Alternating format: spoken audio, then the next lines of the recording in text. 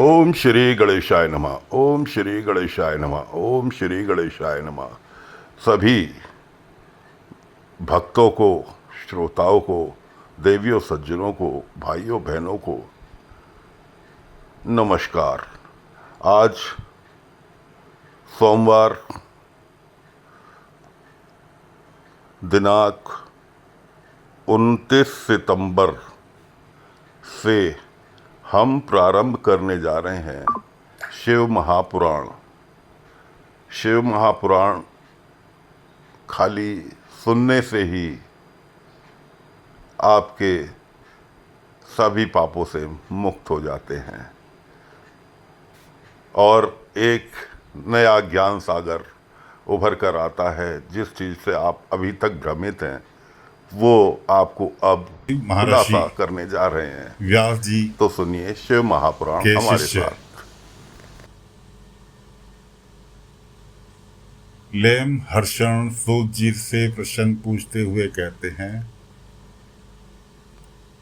काम, क्रोध, मोह, अंधकार, अहंकार साधारण मनुष्य इस मानसिक विकारों का निवारक है। कोई साधु पुरुष किस प्रकार रह सकते हैं? इस कलयुग में सभी जीव तामसिक प्रवृत्ति के हो गए हैं। उस जीव समुदाय के अंतकरण की शुद्धि किस साधन द्वारा संभव है? मुनिवर, मुझे कोई ऐसा शाश्वत साधन बताएं जो कल्याणकारी वस्तुओं में सबसे उत्कृष्ट एवं मंगलकारी पवित्र करने वाले उपायों में सबसे पवित्रकारी उपाय हो। मुनिवर, वह ऐसा उत्कृष्ट साधन हो जिससे अनुष्ठान से शीघ्र ही जीव के अंतकरण की विशेष शुद्धि हो जाए, उसमें निर्मल चित्त वाले प्राणियों को सदा के लिए शिव की प्राप्ति हो जाए। इन प्रश्नों के प्रत्युत्तर में महर्षि सूत जी कहते हैं, मुनिश्रेष्ठ शौनक, तुम धन्य हो क्योंकि तुम्हारे हृदय में पुराण कथा सुनने का विशेष प्रेम एवं लालसा है। इसलिए मैं शुद्ध बुद्धि से विचार कर तुमसे परम उत्तम शास्त्र का वर्णन करता हूँ।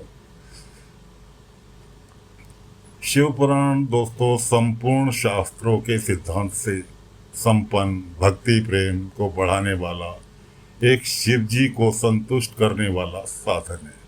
यह शास्त्र कानों के लिए रसायन अमृत स्वरूप तथा दिव्य है। तुम इसे श्रवण करो। श्रवण करो मतलब सुनो।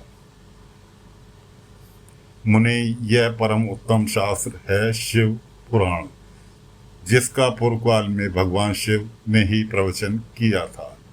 यह काल रूपी सर्प से प्राप्त होने वाले महान त्रास का विनाश करने वाला उत्तम साधन है। गुरुदेव व्यास ने संत कुमार मुनि का उपदेश पाकर बड़े आदर से इस पुराण का संक्षेप में वर्णन किया है। इस पुराण के प्रणय का उद्देश्य है कलयुग में उत्पन्न होने वाले मनुष्यों के परम हित का साधन। यह शिव पुराण बहुत ही उत्तम शास्त्र है। इसे इस भूतल पर शिव का वाक्य स्वरूप समझना चाहिए। एक तरह से शिव जी द्वारा बोले हुए वचन समझना चाहिए। इसका पठन और श्रवण सर्वसाधारण रूप है।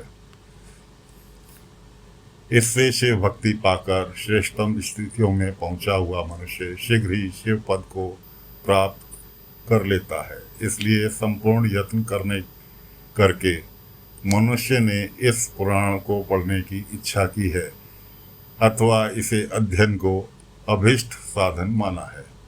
इसी तरह इसका प्रेम पूर्वक श्रवण भी संपूर्ण मनोवांछित फलों को देने वाला है। मनुष्य अगर महादेव शिव के इस पुराण को सुने तो वह सब पापों से मुक्त हो जाता है।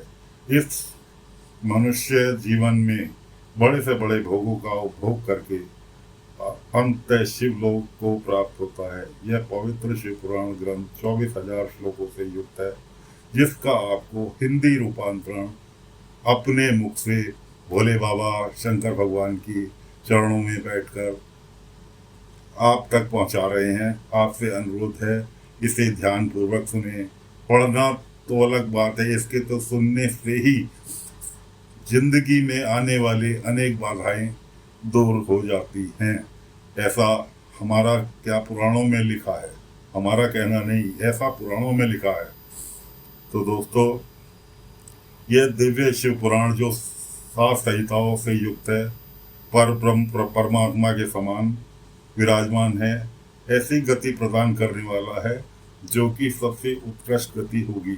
जो व्यक्ति निरंतर अनुसंधान पूर्वक शिव पुराण को बोलता है तथा नित्य प्रेम पूर्वक इसका पाठ कर मात्र करता है, वह व्यक्ति निश्चय ही पुण्यात्मा है, इसमें कोई संशय नहीं। जो श्रेष्ठ बुद्धि वाला मनुष्य अंतकाल में भक्ति पूर्वक पुराण को सुनता है, उस पर अत्यंत प्रसन्न हुए भगवान माहेश्वर उसे अपना धाम प्रदान करते हैं।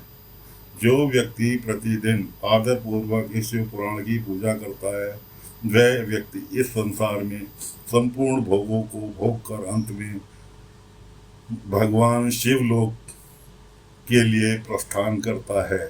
यह शिव पुराण निर्मल तथा भगवान का सृजन जो इहलोक और परलोक में सुख चाहता है, वह आदर के साथ प्रयत्न पूर्वक इसका सेवन करे, यानी सुने। यह निर्मल एवं उत्तम शिव पुराण धर्म, अर्थ, काम, मोक्ष रूपी 4 पुरुषार्थों को देने वाला है। इसलिए इसका सदा प्रेम पूर्वक श्रवण एवं पाठन करना चाहिए। अतः अध्याय 1 आप लोगों के समर्पित कर रहा हूँ। साथियों, यह श्रृंखला लंबी चलेगी, आपका साथ चाहिए, आपका साथ बना रहेगा। ये श्रृंखला बराबर प्रतिदिन चलती रहेगी। आज का कथा को यहीं विराम दे रहे हैं। कल दूसरे अध्याय के साथ आपके साथ फिर मुलाकात होगी। ओम नमः शिवाय, ओम नमः शिवाय, ओम नमः शिवाय, ओम नमः शिवाय, ओम नमः शिवाय।